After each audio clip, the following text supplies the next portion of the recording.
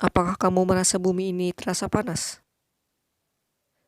Polusi terjadi di mana-mana, membuat bumi kita semakin panas. Banyak orang yang tidak memperdulikan pemanasan global. Lihatlah lingkungan sekitar. Kita harus sadar dan peduli akan bumi ini. 90% manusia di bumi menghirup udara dengan tingkat polutan yang tinggi. 2015 sampai 2017 7 juta orang meninggal dunia pada tiap tahunnya. Ayo kita bersama-sama lindungi bumi yang kita tinggali ini. Melestarikan tumbuhan dan hindari polusi, hidup sehat tanpa polusi. Halo semuanya, selamat siang. Sembari kita menunggu teman yang lain yang memiliki sambungan internet yang kurang baik, alangkah lebih baiknya kita mulai dulu diskusi kita kali ini yang temanya adalah pemanasan global. Kepada teman-teman saya ucapkan terima kasih karena telah meluangkan waktu untuk mengikuti diskusi ini.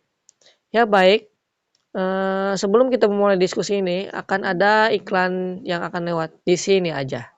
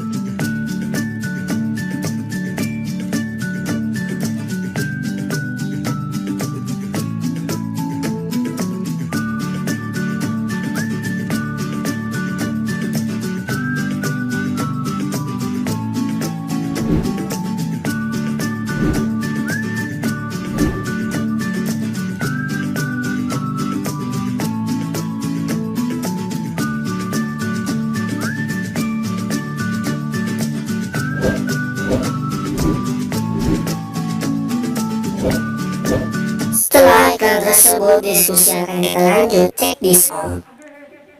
Pertama, kita memulai diskusi ini dengan pengertian global warming, di mana global warming adalah peristiwa kenaikan suhu rata-rata di bumi yang diakibatkan karena peningkatan emisi gas rumah kaca yang menyelimuti bumi.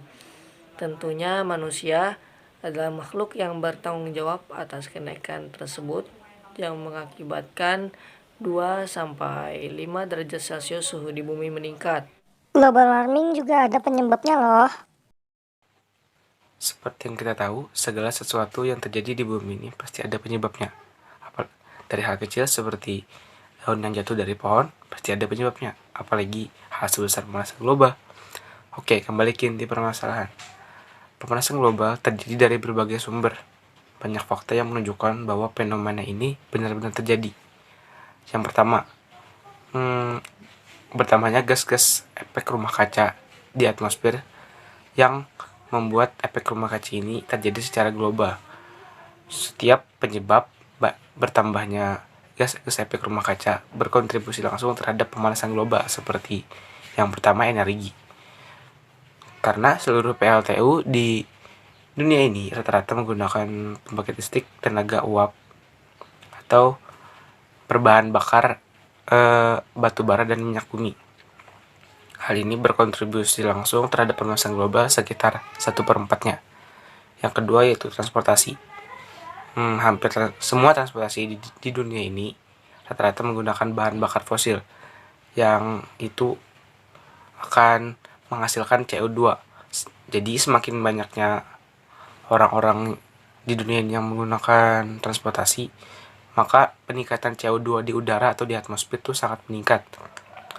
Sekarang saja CO2 tuh berkontribusi sekitar 20% untuk pemanasan global.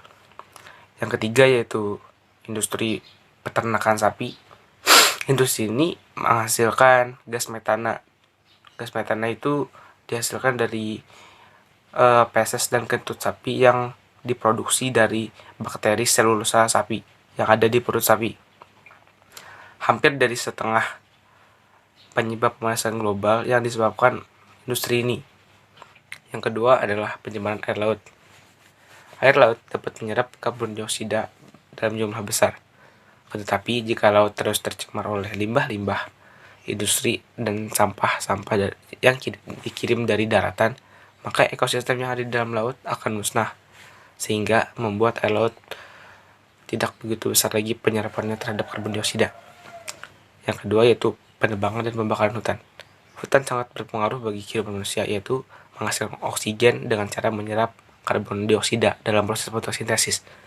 Bisa kita bayangkan jika hutan tidak ada lagi atau sedikitnya hutan di dunia ini dan semakin membludaknya manusia, itu akan terjadi penumpukan gas CO2 dan sedikitnya oksigen di dunia ini. Yang ketiga yaitu mencairnya es di kutub. Es di kutub yang berwarna putih atau permukaannya yang berwarna putih dapat memantulkan sinar matahari sekitar 60%. Jika es terus mencair, maka sinar yang dipantulkan tidak seperti sebelumnya, karena air laut hanya dapat memantulkan sekitar 1/10-nya saja. Setelah ini Ini ada dampak global warming nih. yuk simak. Setahu aku ada juga dampak global warming dalam bidang kesehatan. Yang pertama itu buruk untuk kesehatan jantung. Biasanya pemanasan global atau global warming ini disertai dengan peningkatan suhu panas yang meningkat. Otomatis kalau suhu panas yang meningkat pasti polusi udara juga ikut meningkat. Nah, dari polusi udara yang meningkat itulah yang berefek buruk pada kesehatan jantung. Dan biasanya juga menurut penelitian yang meneliti tentang polusi udara juga mengatakan bahwa polusi udara yang meningkat dan juga kerusakan ozon itu dapat menyebabkan kerusakan atau menyebabkan gangguan pada kesehatan jantung. Kemudian yang kedua ada peristiwa alam ekstrim. Pemanasan global biasanya itu pemicu peristiwa alam ekstrim seperti banjir, tsunami, dan juga angin kencang atau badai biasanya. Terus dari peristiwa alam ekstrim ini biasanya menyebabkan banyaknya tingkat kematian dan juga banyak juga orang-orang yang kehilangan tempat tinggal yang mengharuskan mereka tidak bertempat tinggal dengan layak seperti tinggal di kolong jembatan. Otomatis itu akan menyebabkan gangguan kesehatan kepada diri mereka sendiri karena tempat dan lingkungan tempat tinggal mereka yang kurang memadai atau kurang bersih. Kemudian yang kok kabur ya, bentar. Nah, ya sudah. Kemudian yang ketiga itu ada gangguan pernapasan. Menurut WHO atau World Health Organization, itu pemanasan global menyebabkan tingkat panas atau suhu panas itu meningkat 0,85 derajat Celcius lebih panas dari hari biasanya, sehingga menyebabkan polusi udara juga ikut meningkat. Nah, polusi udara yang meningkat itu memicu untuk orang-orang yang biasanya memiliki riwayat penyakit seperti asma. Itu akan memicu kambuhnya penyakit tersebut, karena secara tidak langsung perubahan suhu di bumi itu mempengaruhi tingkat kualitas udara karena peningkatan polutan yang ada di bumi. Adapun cara pencegahannya biasanya itu mengurangi penggunaan kendaraan bermotor dan juga mengurangi penggunaan kendaraan pribadi serta penanaman tanaman seperti merawat tanaman agar tingkat oksigen di bumi itu lebih meningkat. Dan juga biasanya kalau misalnya orang yang lebih memiliki penyakit atau riwayat penyakit asma itu biasanya membawa obat alternatif biasanya kalau kambuh ya. Terus kalau misalnya atau juga biasanya kalau nggak kuat dengan itu biasanya kita bisa gunakan masker setiap dalam melakukan perjalanan. Tahu aku itu aja sih dampak global warming dalam kesehatan. Saya akan menjelaskan tentang dampak efek rumah kaca di bidang ekonomi. Noah Diffenbaugh dan Marshall Berg, keduanya mengemukakan bahwa perubahan iklim dapat meningkatkan 25% ketidaksetaraan ekonomi negara sejak tahun 1960-an. Temuan mereka menunjukkan perubahan iklim dapat menghambat pertumbuhan negara pada negara yang bersuhu lebih hangat seperti di India dan lain sebagainya hingga 25-36%. Sedangkan di negara yang memiliki suhu lebih dingin seperti di Swedia akan 25-34% lebih kaya apabila suhu global pada bumi itu tidak menghangat. Meskipun ketimpangan ekonomi pada negara itu pada beberapa negara sudah membaik, tetapi 90% pemanasan global akan memburuk atau timpang kembali.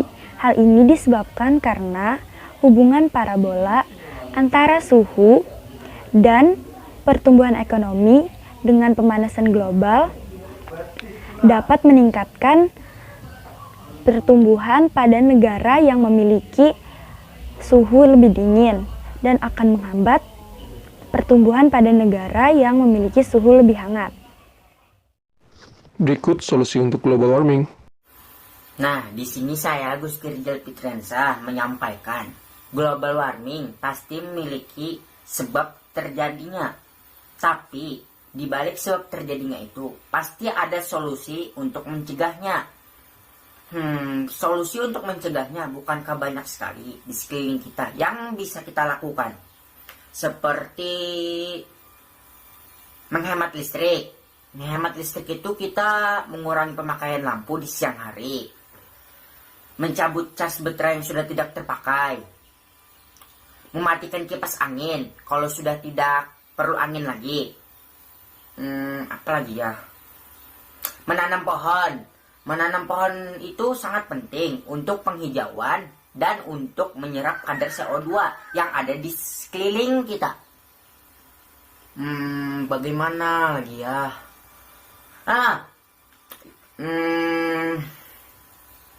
Mengurangi penggunaan motor karena mobil, kendaraan dari asapnya itu menghasilkan gas CO2 yang akan disebarkan di sekeliling kita.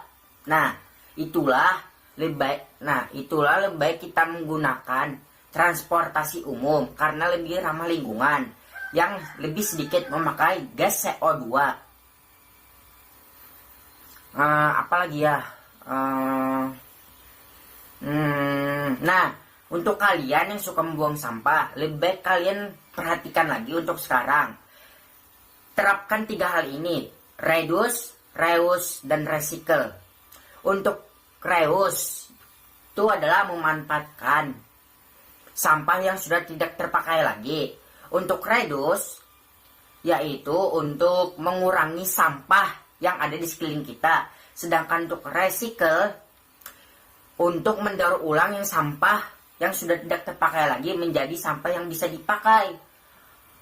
Sebenarnya masih banyak hal yang bisa kita lakukan untuk mencegah global warming di sekeliling kita. Sangat-sangat banyak. Seperti apa lagi ya? Sangat banyak, sangat banyak. Apa lagi? Sebentar. Pikir.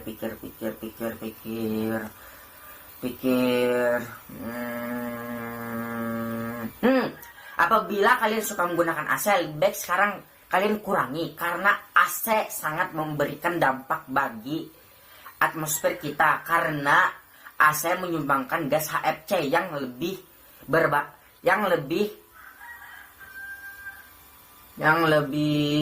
berbahaya atau lebih berdampak pada atmosfer kita daripada gas CO2. Jadi untuk kita sekarang, kalau kita memiliki AC, lebih baik kita gunakan saat diperlukan saja. Ya, mungkin hanya itu yang bisa saya sampaikan karena sangat banyak. Kan kita saat ada pandemi corona, jadi kegiatan yang bisa kita lakukan hanya sekedar di aktivitas rumah. Kalau kita pergi keluar ya pasti terkena corona. Untuk itu lebih baik kita lakukan aktivitas mencegah corona di dalam rumah saja. Mungkin itu saja bagi saya, cara saya untuk menanggulangi corona di dalam rumah. Terima kasih.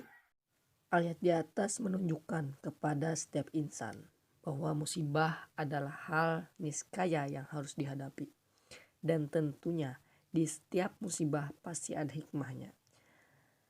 Tingkat polutan menurun akibat wabah corona ini yang membuat bumi lebih baik. Terima kasih saya ucapkan kepada teman-teman sekalian yang sudah berpartisipasi dalam diskusi ini, karena bisa meluangkan waktu kalian itu saya ucapkan terima kasih. Karena kita sudah berada di penghujung diskusi, saya akhiri. Saya Muhammad Ilham Setiawan. Assalamualaikum.